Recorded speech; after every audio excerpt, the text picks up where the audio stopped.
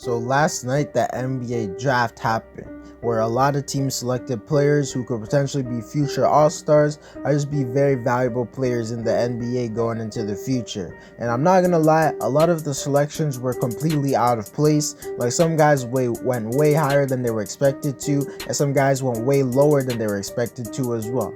And when things like that happen, there often are winners and losers in an NBA draft. So in today's video, I'll be discussing 5 winners from the NBA draft and 4 losers from the NBA draft. So if you feel like your team was a winner but I didn't mention them, they probably were winners, but they weren't as big of winners as the teams I'm gonna name. If you feel like another team was a loser in the draft, they probably weren't as big of losers in the draft, or I probably just forgot them. Before we get into the video, I ask you to drop a like on this video as it does help my channel grow. Subscribe to my channel if you want more NBA content like this, and if you want to help me reach our goal of 1,500 subscribers, drop a comment on this video to start a conversation with me, as I actually do respond to all of my comments.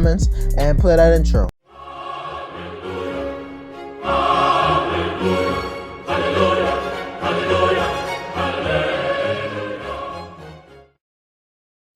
First winner in the 2021 NBA draft definitely has to be the Detroit Pistons. This is mainly due to the fact that they selected Keon Johnson first overall pick. The Pistons were already going to be winners as soon as the NBA draft lottery happened, because the Pistons haven't had the first overall pick since the 1970s, and now they're selecting a guy Keon Johnson who seems like he can be a superstar level player, and they haven't even had a superstar level player since Isaiah Thomas, but now they actually have a player who they can rebuild around for the future, and I definitely can't see any way that's an L.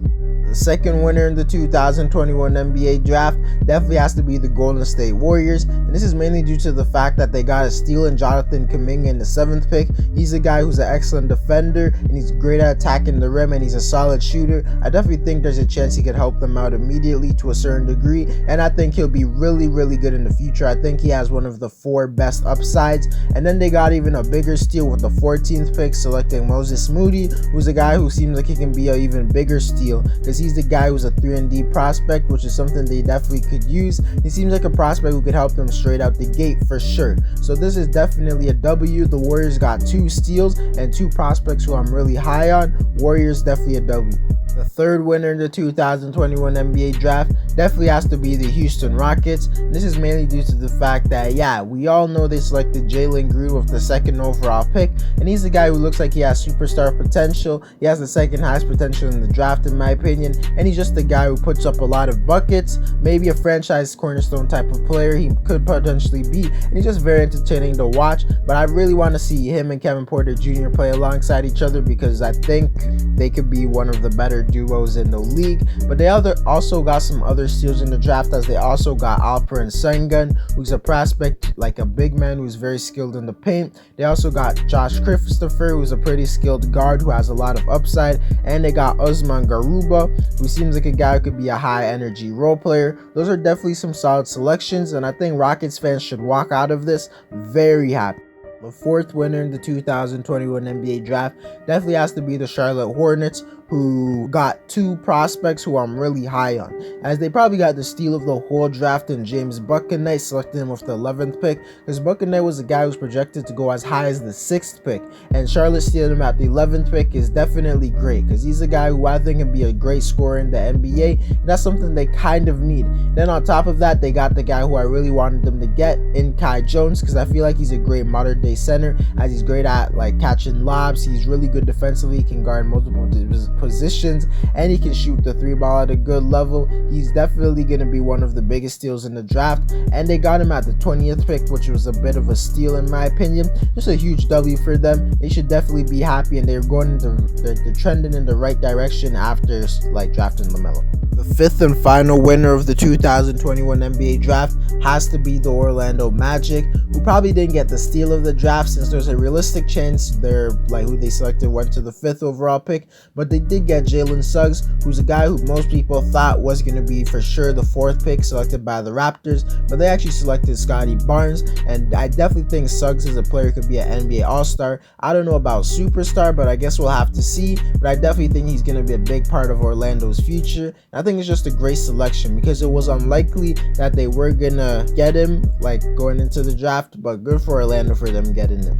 The first loser in the 2021 NBA draft is the Oklahoma City Thunder, who with the 6th pick selected Josh Giddey. And I'm not gonna act like Josh is a bad prospect or anything like that, because he's a tall point guard with a lot of potential, but he's just such a risk because he's really a raw prospect. And literally when you look at his scouting report, a lot of the things that you need to be good at the game of basketball, they have it as a weakness. Maybe they're just hating on him and stuff like that, but I definitely think he's going to be a work in progress. He's not going to come into the NBA and instantly be good, and he wasn't even rumored to go that high in the draft. He was rumored to go like as high as like the 8th pick and as low as even like the 14th pick. I definitely think he has a lot of potential, but I just don't really like the selection for the Thunder. I feel like there were other prospects who have higher ceilings and that would just be a straight up like better players in the future than Josh Giddey. Maybe I'm wrong, maybe we'll have to see, maybe they'll prove me wrong, but at this point I just view it as an L, because I would have took a guy like Jonathan Kuminga, James Buckennight over him.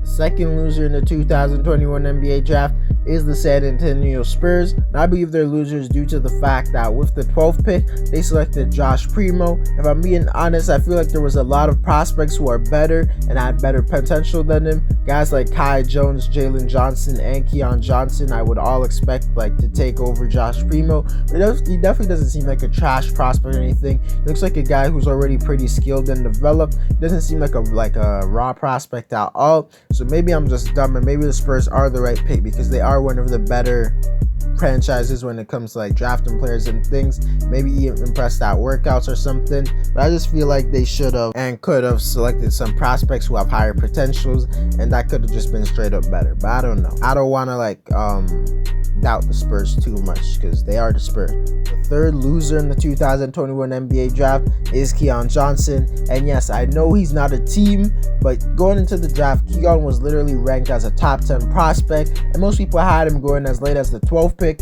and as high as around like the 8th, 7th pick, and this guy literally fell all the way down to the 21st pick. I'm not gonna lie, I predicted he would fall down significantly further than what most mock reports said and things like that, because I didn't see him as a player with a lot of upside, because although he's a really good defender, one of the better in the draft class, he really lacks any type of skill on the offensive side of the floor besides just finishing at the rim, and he's only like 6'5". I thought that he would fall off, but I definitely didn't think he would fall to the 21st pick. I thought he would fall to like the 15th or 16th pick at most, but this definitely is an L for him because he lost on a lot of money, and just getting drafted later when you're not supposed to definitely is tough. There's not too much teams who took a big L in my opinion, so I'm going to talk about another player who fell down really a lot, and that guy's Jalen Johnson, because coming to this season he was ranked as a top 10 prospect in this draft. Yeah, he fell off all the way down to the 20th pick, and if I was going to, I thought he was like going to the lottery, and he definitely fell further than most draft reports said he would, and that's just an obvious L for him because he lost on money, and just getting drafted later isn't that good. And I think he might be the biggest prospect who fell down significantly. Maybe Sharif Cooper fell far, but I definitely think he has a lot of upside. I actually think he has all-star potential to be like a good defender, kind of point forward type of player, but I guess we'll just have to see. But to conclude the video, these are just some draft winners and some draft losers in my opinion. If you feel like your team was left out, or if you feel like your team shouldn't have been mentioned, it's honestly not that deep. At the end of the day, it's just my opinion, but if you disagree with me, you can argue with me in the comments. I will respond. Anyways guys, that's it for the video. Let me know who you think the biggest draft winners and losers are. Drop a like on this video as it does help my channel grow. Subscribe to my channel if you want more NBA content like this. And if you want to help me to our goal of 1,500 subscribers, drop a comment on this video, start a conversation with me, as I actually do respond to all of my comments. And I'm out.